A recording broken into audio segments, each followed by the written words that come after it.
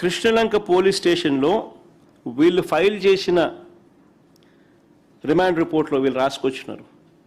మే 1వ తారీఖు నుంచి జూన్ 1వ తారీఖు వరకు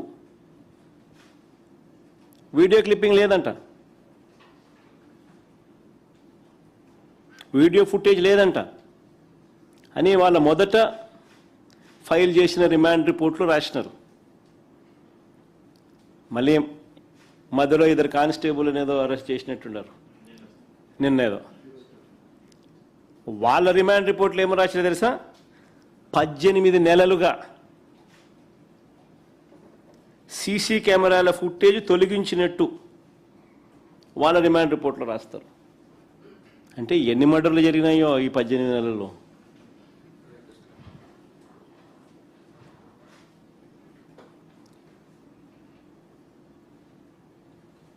పద్దెనిమిది నెలలుగా లేదంట. ఇది ఎలా సాధ్యమని అడుగుతా ఉన్నాను. ఇక విజయవాడ ఈ so called state head quarters. So called state head క్వార్టర్స్లో డీజీపీ ఆఫీస్ ఇక్కడే, సిపి ఆఫీస్ ఇక్కడే, చంద్రబాబు నాయుడు ఉండేది ఇక్కడే, హోమ్ మినిస్టర్ ఆఫీస్ ఇక్కడే. వీళ్ళందరి కళ్ళ ముందే ఏ రకంగా నీకు పోలీస్ స్టేషన్లో సీసీ ఫుటేజ్ లేకుండా ఎట్టబోతుంది?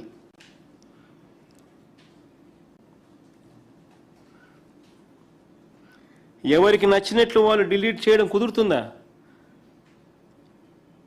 ఎవరికి నచ్చినట్టుగా వాళ్ళు డిలీట్ చేసుకుంటూ పోవడం కుదురుతుందా? మరి ఎందుకు పెట్టడం? ఎందుకు మీ ఇష్టం ఏంటంటే మీరు డిలీట్ చేసుకుంటా ఉన్నప్పుడు? మరి సుప్రీంకోర్టు జడ్జిమెంట్లు ఎందుకు? హైకోర్టు జడ్జిమెంట్లు ఎందుకు?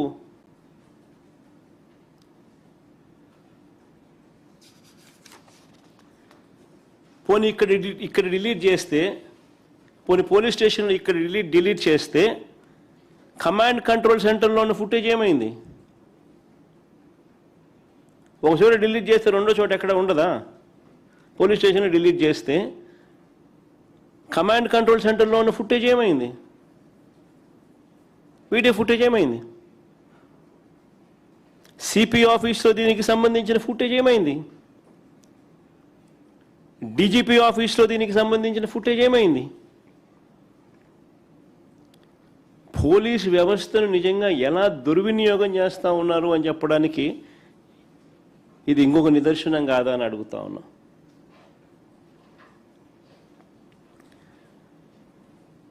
ఇక్కడ నుంచి ఇంకొక అడుగు ముందుకేద్దాం. స్టేషన్లో ఫుటేజ్ లేదంటున్నారు.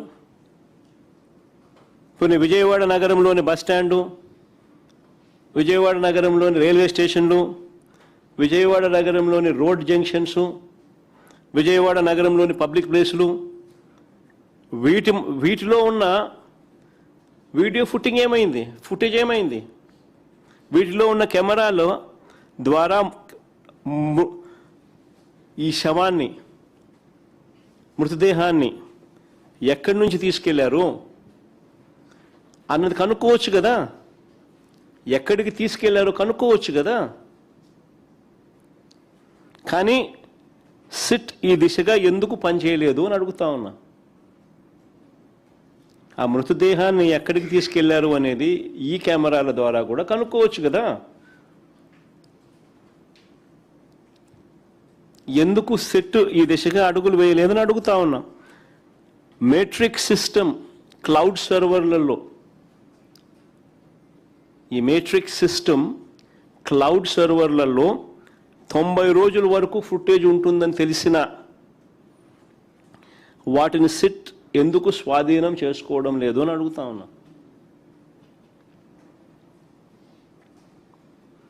ఇంకా ఒక అడుగు ముందుకు ఏమంటారా? ఇంకా ఆశ్చర్యం కలిగిస్తాయి. సిఐతో పాటు సంబంధిత పోలీస్ బాసులు ఫోన్లు, మెసేజ్లు, కాల్ రికార్డులు, ఎలక్ట్రానిక్ కమ్యూనికేషన్స్ ఇవి పరిశీలించే కార్యక్రమం ఎవరైనా చేయాలనా లేదా? ఎందుకు చేయలేదని అడుగుతా ఉన్నా.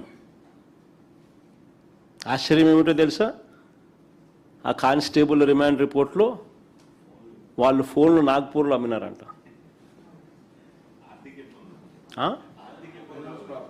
ఆర్థిక ఇబ్బందుల వల్ల వాళ్ళ ఫోన్ నాగ్పూర్లో వాళ్ళు అమ్మినారంట.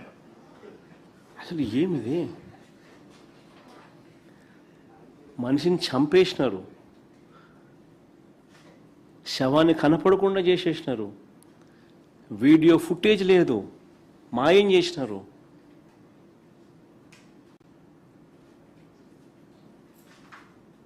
ఫోన్లు నాగ్పూర్లో అమ్మినారంట. నిజంగా ఈ ఘటన ఎలాంటి ఘటన అంటే నిజంగా ఎంటికలు లేస్తూనే పడతాయి. అంటే ఒక సామాన్యుని పరిస్థితి ఏమిటి అసలు ఈ విజయవాడలో హెడ్ క్వార్టర్స్లో? ఇది మాదిరిగా సామాన్యుని పరిస్థితి హెడ్ క్వార్టర్స్లోనే ఈ మాదిరిగా ఉంటే ఇంకా రాష్ట్రంలో ఇంకా మారుమూల ప్రాంతాల్లో పరిస్థితి ఎలా ఉంది?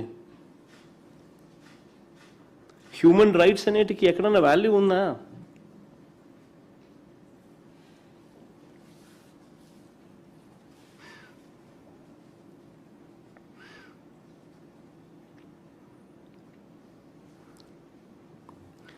చంద్రబాబు గారి పాలనలో ఇలా వ్యవస్థలను వాటికి బాధ్యత వహిస్తున్న వాళ్ళు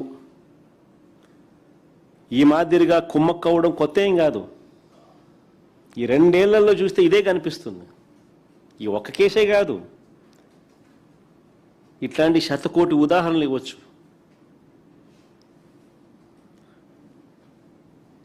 సీసీ ఫుటేజ్ మాయం సహా ఆధారాలు నాశనం చేయడం, తమ తప్పులను కప్పిపుచ్చుకోవడం, తప్పుడు సాక్ష్యాలను క్రియేట్ చేయడం, న్యాయస్థానాలను పక్కదోవ పట్టించడం,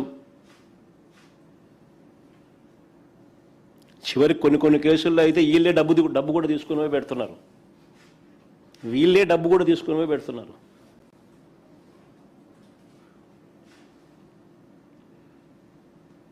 ఆ స్థాయిలోకి వ్యవస్థలన్నీ దిగజారిపోయి 2 ఏళ్లుగా రెడ్ బుక్ పాలనలో మనమంతా కూడా రాష్ట్రంలో జరుగుతూ ఉన్న హ్యూమన్ రైట్స్ వయలేషన్స్ చూస్తూ ఉన్నాం. రాష్ట్రంలో ఇదే జరుగుతూ ఉంది. ఒకరిని పిన్ పాయింట్గా ఐడెంటిఫై చేస్తున్నారు, వాళ్ళని ఇరికిచ్చే కార్యక్రమంలో ఎక్కడా కూడా మారల్స్ లేవు, ఎథిక్స్ లేవు, స్క్రూపుల్స్ లేవు.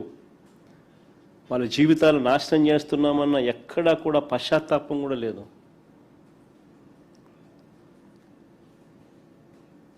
ఏ స్థాయికైనా దిగజారిపోయినా పర్వాలేదు, చంద్రబాబు నాయుడు ముఖంలో సంతోషం చూడాలి.